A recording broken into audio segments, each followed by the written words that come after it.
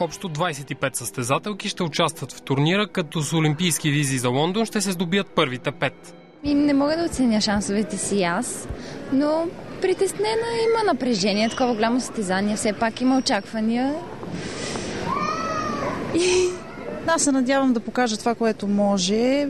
Шанс винаги има, но наистина ще е много трудно, защото и 25-те момичета са много силни и много добри гимнастички. По думите на треньора, турнирът в Лондон, освен възможност за спечелване на квота, е и голяма трибуна за налагането на младата гимнастичка в световния елит. Обикновено треньора винаги е по-притеснен от състезателя, но аз съм спокойна, защото тя направи една много добра подготовка и мисля, че е в по-добра форма дори от световната.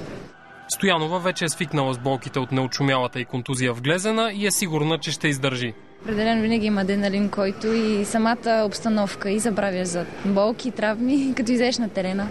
Квалификацията ще се проведе в понеделник и вторник. С квоти за Лондон вече са ансамбълът ни, както и най-изявената ни състезателка в индивидуалната надпревара Силвия Митева.